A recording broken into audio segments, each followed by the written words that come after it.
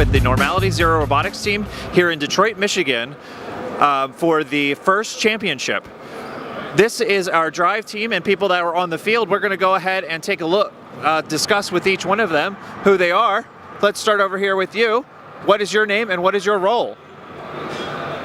Hello, my name is Dagan Fuss and I am the technician of the field. I am the person who goes out to the field and double checks every single component on the robot to make sure that the robot is fully functional as we go out to the field.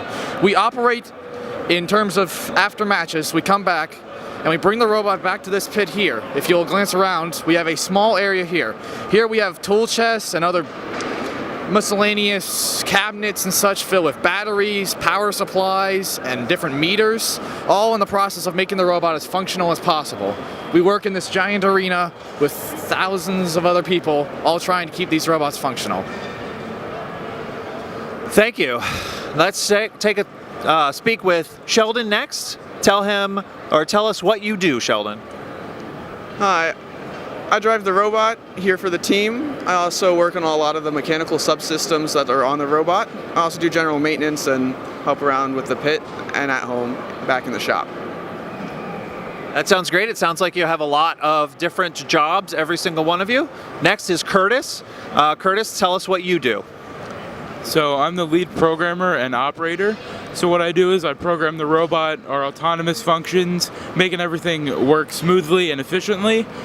After these other people give me something to work with mechanically. I also then, on the field, work with Sheldon to make sure we are moving up to the positions that we need to be and working with others and placing our field elements where they need to be going. Excellent, thank you very much. Next we have Alan, who is not from Dauphin County Technical School, so he's going to talk a little bit about what his job here is. Go ahead. So I am acting as the human player on our field. So the human player is the person who interacts with the field elements. So we can essentially load the field elements into a panel that will then give it to the robots, so the robots have the elements that they need to place around the field. And also we can sometimes help make sure other things are all set up and ready to go for the match. Great, Alan. You actually come from Greenwood. You drive down to Harrisburg to be a part of the robotics team because it's just so much fun, right? Yep. Yep. Great. Lastly, we have Matt over here, who is also a huge part of our drive team. So go ahead, Matt, tell us what you do and how you help the rest of the team on the field. Thank you, Dawson. I am the backup driver. I can sub in for Sheldon whenever he is absent or needs help. Other than that, I socialize with other teams here in the pit to get us parts that we don't have with us, and in this case, batteries in this competition. Great, thank you very much. So this is the pit. We're going to go ahead and take a look at the field in just a second, but there are other members of the team. We have some people who handle some of the media. We also have people who are behind the scenes actually building stuff. And then we have some cheerleaders as well. So we'll maybe go ahead and meet some of them later on, but let's go ahead and take a look at the field.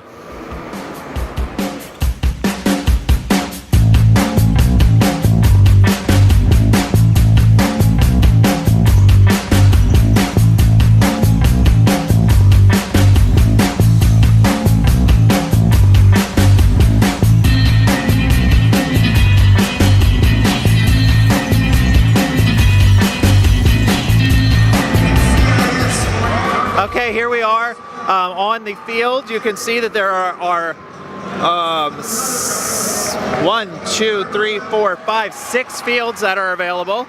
This is where our drive team, Curtis and Matt and Alan and Sheldon and Dagan all come. You can see the field. We're going to take a look over here on the field over on our left-hand side. And Curtis, do you want to tell us a little bit about what is happening over on the field right now? It looks like they have an issue with one of their robots. You can see there's some gameplay over on the field to the right, but over here on the left, what would happen if you were down there? So while we're down there, most of the time, we'll end up We'll wait in the queue. Those red boxes you see, that is the red team queue. So you usually queue up 2 matches in advance, and then once your match is up, we'll bring our driver stations to where those people are standing, set it up so that we can control the robot. While we're doing that, 2 of our other teammates are putting the robot onto the field and making sure that we have our starting game piece ready, that we're lined up with anything we need to be, and that we're ready to be out of the way of our other teammates.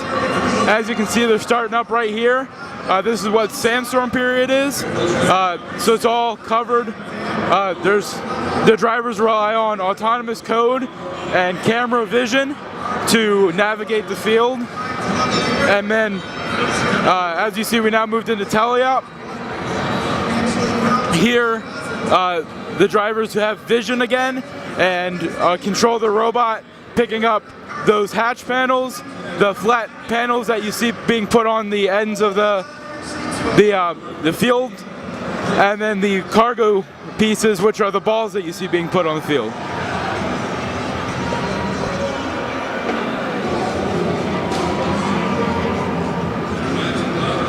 Okay, well that sounds great. There's a lot of activity going on here. You can see that there are thousands of people in this building. We're going to go ahead and take a look now at the rest of the event. We have some FTC. We'll just give you a couple of shots of that just to see everything else that's going on. Thanks.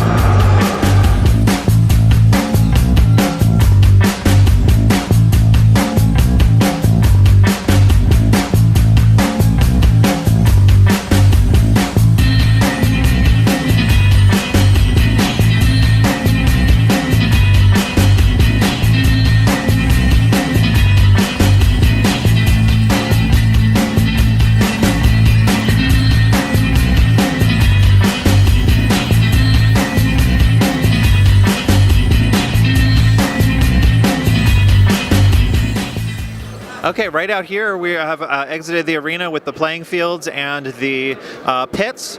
We have a lot of other activities that happen throughout the whole event. Over to my right, there is some play-by-play going on. They have some other entertainment that shows up there every now and then. Over on my left-hand side, beyond this pole, you can see right across there was the Innovation Fair, where a lot of our sponsors and the people who were here looking for students to come to their colleges or potential employees would show up. Was there anything cool at the Innovation Fair? Does anybody have anything that they would like to add for the Innovation Fair? Matt, what did you find cool at the Innovation Fair? At the Innovation Fair, there were a bunch of colleges lined up outside the door, such as RIT, MIT, Penn State. They were all lined up at the front trying to get first alumni into their schools. They were offering scholarships to winners, that sort of thing. Inside, you had a bunch of potential sponsors and companies showing off their products and how they work. They had mentors and engineers standing at the booths to take questions about their machinery, and they had goodies that you could take for free if you wished. Great. Ethan, did you have anything that you wanted to add to that? So, what I saw that I thought was really cool was there was like a robot that was kind of walking around that looked to be military grade, and I just think stuff like that's really cool. So, it was really well built. And that's pretty much all I had to say about that. Very cool. There's a lot of innovation that goes on here, and it's not all work. We actually, in this area, is actually called the student lounge. So you can sit down, have a seat, plug in your phone, that kind of thing, and just kind of relax. If we look over the edge, we have some more tables. You can see there is a First Lego League store and exhibit in the back there. So we might take a look at what that is all about.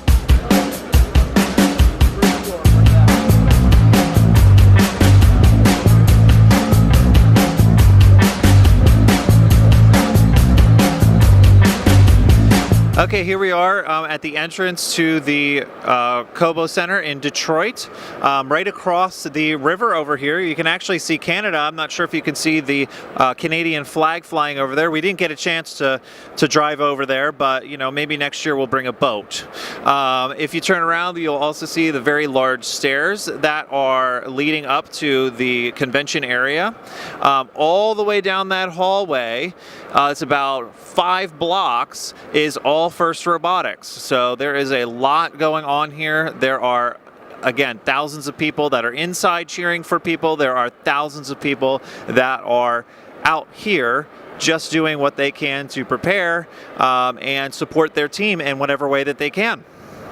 So we're going to take a look at the First Tech Challenge quickly before we end this and see what that is all about. That is a smaller robot competition.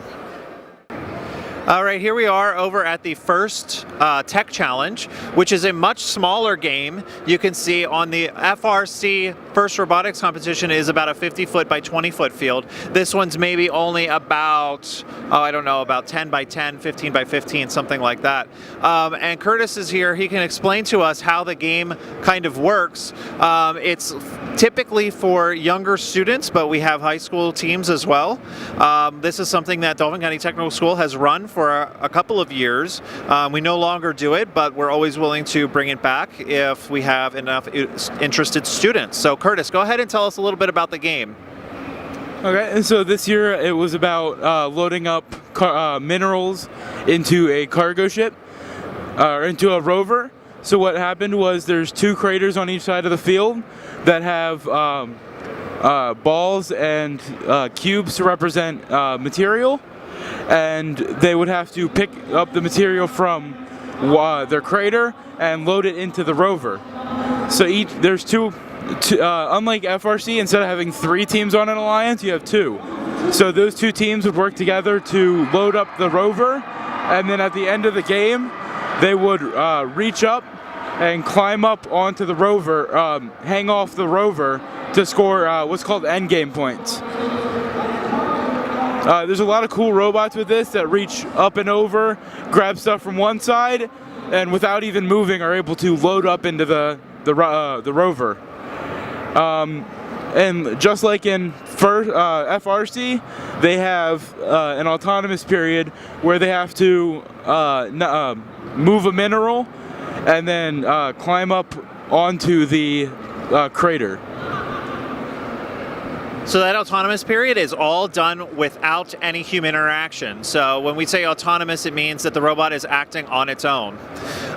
So that is it here for from Detroit, and the Normality Zero Robotics team would like to thank all of our sponsors, mainly TE Connectivity, the Hershey Company, and Janville Roofing.